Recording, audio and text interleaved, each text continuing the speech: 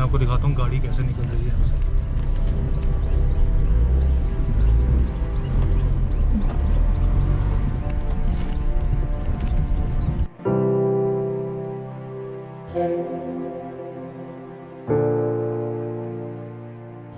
Hello guys, तो स्वागत है आपका इस नई वीडियो में। और कम से कम 2 महीने बाद दोबारा अपना वीडियो का सफ़र शुरू करने के लिए मैं हूँ इस वक्त। अभी मेरे पीछे पंजाब और हिमाचल का बॉर्डर है। तो मैं कहाँ जा रहा हूँ वो मैं थोड़ी देर आपको रुक के बताऊँगा, क्योंकि मैं आ रहा हूँ दिल्ली से मैं जलंधर गया और जलंधर से मैं पठानकोट होते हुए ये हिमाचल जा रहा हूँ। तो ये जो पीछे वाली रोड है ये पठानकोट की रोड है और ये पॉइंट है, यहाँ से हिमाचल शुरू हो रहा है। और ये रास्ते में मंदिर पड़ा, ये शिव जी की मूर्ति है।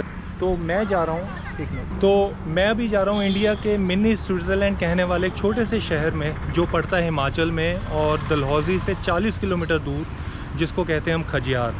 खजियार इंडिया का मिनी स्विट्ज़रलैंड कहा जाता है। और कहते हैं कि जो स्विट्ज़रलैंड के चांसलर थे उन्होंने स्पेशली यहाँ आके उन्होंने इसको जगह को इसका यहाँ का नाम दिया।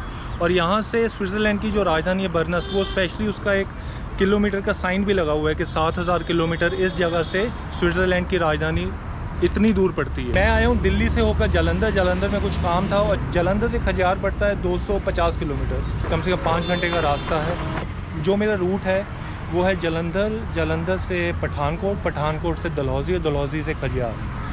तो ये क्योंकि बॉर्डर है, यहाँ से जो डलहौजी है वो मेरे ख्याल से 80-90 किलोमीटर और पड़ेगा और डलहौजी से 30-40 किलोमीटर और आगे है खजियार। टाइम हुआ है अभी शाम के 5:30।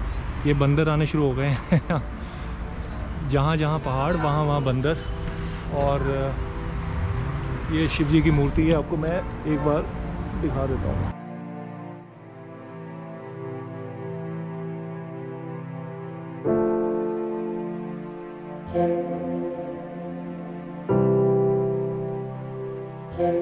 पहाड़ों में आके ना वैसे ही बड़ा अच्छा महसूस होता है और इतना माइंड रिफ़्रेश हो जाता है, चेंजिंग सा, मतलब बहुत अच्छा लगता है। वो देख रहे हो वो घर बने हुए हैं।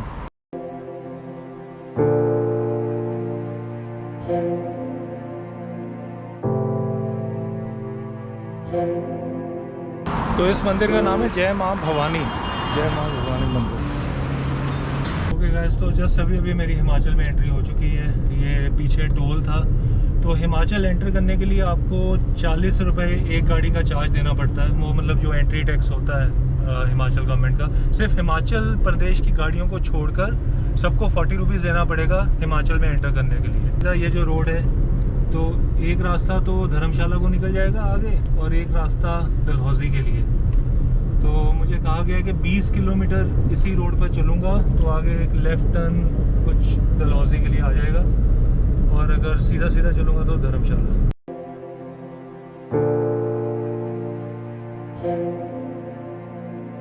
अभी मैं पेट्रोल पंप पे खड़ा हूँ और पेट्रोल डलवाने के लिए, जब मैं जो पंजाब से आ रहा हूँ तो पंजाब में पेट्रोल था 102 रुपये। दिल्ली से आ रहा हूँ वहाँ था लगभग 100 रुपये के आसपास। हाँ जी, 2000। और यहाँ हिमाचल में पेट्रोल है 97 रुपीज़ का, मतलब 5-6 रुपये का अंतर है। मैंने पहले ही पढ़ लिया था कि हिमाचल में सस्ते, इसलिए वेट कर रहा था। 2000। अभी मैंने यहाँ हिमाचल में पेट्रोल डलवाया तो 97 रुपीज़ का। मैं कह रहा था कि कितना सस्ता है एक्चुअली पंजाब के मुकाबले में। तो आने वाले टाइम के बाद जो वो है ना पंजाब वाला रेट, जो दिल्ली वाला 102 रुपये, वो भी सस्ता लगेगा जिस हिसाब से पेट्रोल बढ़ रहा है। तो आने वाले टाइम में 102-105 भी सस्ते ही लगेंगे।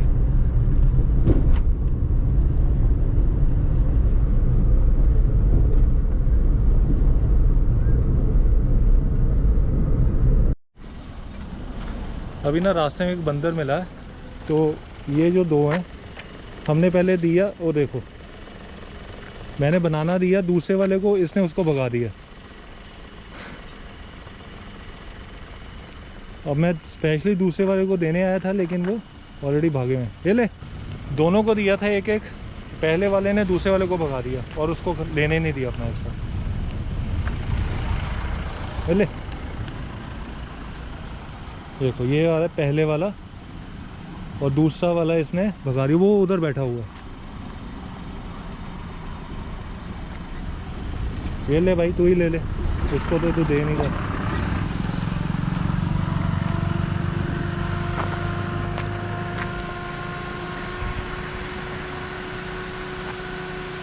वो बेचारा उधर डर के मारे बैठा हुआ है, वो अगर दिख रहा होगा। वो है शाम के 6 बज चुके हैं और डलहौजी यहाँ से 50 किलोमीटर और दूर है और 2 घंटे का एस्टीमेट बता रहा है गूगल मैप। तो मुझे लगता है आज रात को मैं डलहौजी स्टे करूँगा और डलहौजी से आगे खजियार तो मैं रात को नहीं जाऊँगा। गूगल मैप बता रहा है जी 8, सवा 8, साढ़े 8 बजे तक एस्टिमेशन पहुँचने का। रोड खाली है, रोड्स बहुत अच्छी हैं और टेम्परेचर भी अभी गिरना शुरू हो गया है। दिल्ली में 42 था लेकिन अभी टेम्परेचर 32 के आसपास, 33 के आसपास हो चुका है यहाँ।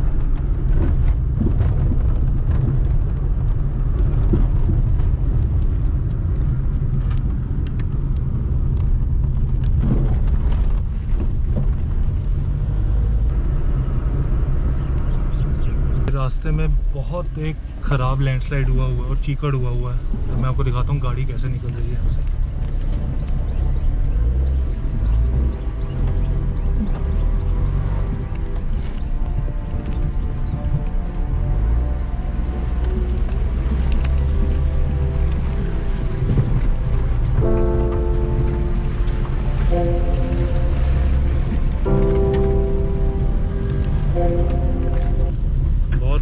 चीकड़ था और ऐसा लग रहा था गाड़ी फंस जाएगी बीच में। थोड़ा सा रास्ता भी आगे और ख़राब है।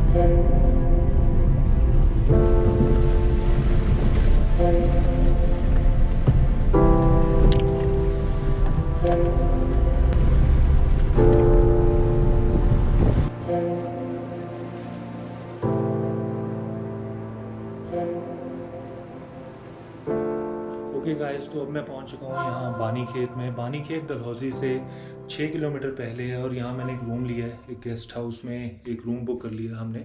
अब मैं आपको बताता हूँ कि एग्जैक्टली सारा हुआ क्या। वो जो पहाड़ी रास्ते से जहाँ से हम आ रहे थे वहाँ एक्चुअली हुआ था लैंडस्लाइड और रास्ता बहुत ख़राब था। गूगल मैप ने हमें उस रास्ते में डाल दिया जो मतलब आम पब्लिक के लिए यूज़ नहीं होता। अब क्या हुआ कि जब उस रास्ते पे हम चल रहे थे तो दूर दूर तक कोई गाड़ी नहीं थी और रास्ते में लैंडस्लाइड हुए थे, रास्ते बहुत ख़राब थे। तो वहाँ जाके हो गया मेरी गाड़ी का पंचर। अब मैंने क्या किया, मतलब शाम का 6 बजे का वक्त था, अंधेरा होने लगा था, तो मैंने एकदम स्टिपनी निकाली और स्टिपनी लगा के एकदम जब लगाया टायर तो पता लगा वो भी पंचर था। हालांकि अब मुझे पता है कि ये सारी मेरी गलती है। मुझे किसी भी रोड ट्रिप शुरू करने से पहले ये मतलब चीज़ें बारीकी से देख लेनी चाहिए। मुझे नहीं पता है क्यों रुक गई, हालांकि मैं बहुत चीज़ों को ध्यान से, कोई भी ट्रिप शुरू करने से पहले मैं बहुत अच्छे से प्लानिंग करता हूँ, लेकिन पता नहीं गाड़ी की स्टिपनी कैसे रहेगी। खैर, जब वो स्टिपनी भी पंचर निकली उसके बाद वहाँ से गाड़ी निकली, मैंने गाड़ी को हाथ दिया, रोका और उनसे रिक्वेस्ट की, उस भाई साहब जो थे उसके अंदर, कि ऐसे ऐसे गाड़ी पंचर है तो आप प्लीज़ कुछ मदद कर दो। तो उन्होंने मतलब क्या किया कि मैं पहली बात तो लाख गुना थैंक यू करना चाहता हूँ उनका, जिन्होंने मेरी मदद की। वो भाई साहब ने, उन्होंने, उनके पास ऑल्टो गाड़ी थी, उन्होंने अपनी स्टिपनी में से अपना टायर निकाला और मेरे को दे दिया मेरी वैगनार पे लगाने के लिए। तो उनका ऑल्टो का टायर मैंने अपनी वैगनार पे लगाया और उन्होंने कहा अपनी गाड़ी मेरे पीछे पीछे मतलब धीरे धीरे लाइए और हम उस जगह चलते हैं जहाँ इस टायर का पंचर लग जाएगा। मतलब मैं कहता हूँ कि लाख गुना थैंक यू हूँ। मतलब दुनिया में इतने अच्छे लोग भी हैं आज की डेट में।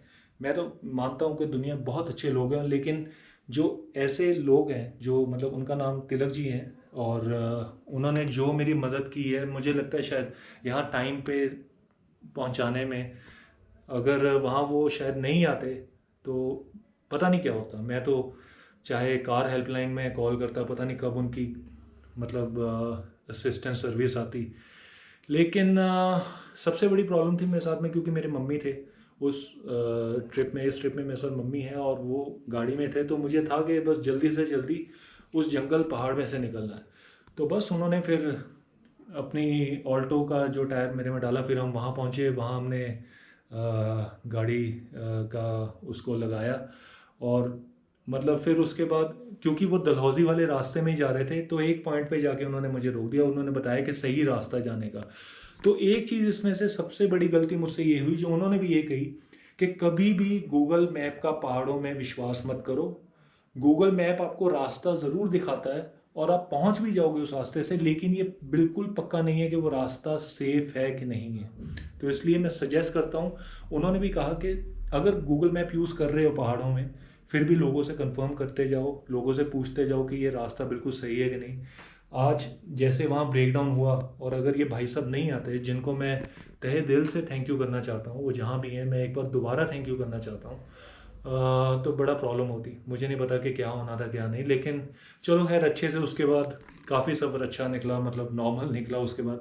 अच्छा, जो वो टायर था मेरे पास पहली स्टेपनी है, वो हो गया है, शायद वो फट गया है क्योंकि मैंने उसको पंचर में ही चलाया होगा, और वो जैसा फटा है अब इसके लिए मुझे कल यहाँ बानी खेत में या कहीं से तो मुझे कल टायर भी बदलवाना होगा अपनी गाड़ी का, क्योंकि एक बैकअप तो मुझे रखना ही रखना है अपनी गाड़ी में, क्योंकि पहाड़ों पे अभी प्रोग्राम तो मेरा बहुत लंबा है। अभी मैं यहाँ से कल हम जाएंगे शायद खजियार, और खजियार से फिर मैं आगे का भी प्रोग्राम है, खैर वो आपको अपनी आने वाली वीडियोस में पता लगेगा। लेकिन एक बार मैं फिर उन भाई साहब को थैंक यू कहना चाहता हूँ जिन्होंने इतनी मदद की यार। मतलब एक चीज़ मैं और बताना चाहता हूँ, जब भी आप कोई ऐसा रोड ट्रिप करो ना, तो एक चीज़ ज़रूर अपना ध्यान में रख लो कि साथ में एक तो आप एयर पंप ज़रूर लेकर चलो।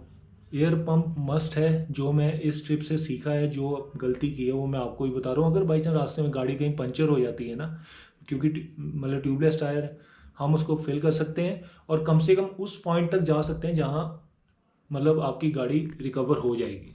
ठीक है, तो एयर पंप ज़रूर रखो, खासकर पहाड़ों पे आने से पहले एक बार स्टिपनी चेक कर लो, जो आज मुझे पता है मुझसे गलती हुई है। खैर खैर उसके बाद मैं इस रूम में आ गया बानी खेत में। जब मैं आया तो ये रूम है मेरा, अब मैं आपको दिखा देता हूँ। इस रूम में एक्चुअली जब भी आप बानी खेत एंटर हो ना, तो बहुत से रूम आपको रास्ते में गेस्ट हाउस बने सड़क के दोनों तरफ दिख जाएंगे। तो मैंने एक दो पे पता किया, 2500 बता रहे थे, कहीं 2000 बता रहा था। Booking.com पे आप यकीन मानो, Booking.com पे बानी खेत या डलहौजी की कुछ गिनी चुनी प्रॉपर्टीज़ हैं, लेकिन आप यहाँ के पता करोगे ना तो यहाँ आपको शायद अच्छे रेट में प्रॉपर्टी मिल भी जाएगी। जैसा मैं बता रहा था, वहाँ 2000-2500 की मिली। और जो ये रूम है, ये बानी खेत के एकदम नज़दीक है, और ये मुझे रूम पड़ा है सिर्फ 800 रुपये का, सिर्फ 800 रुपीज़ का। इसका जो नाम है वो है ज्यूरिस गेस्ट हाउस। और ये मैंने रात को यहीं मतलब सड़कों पे टहलते मैंने लोगों से पूछा और ये बुक किया है।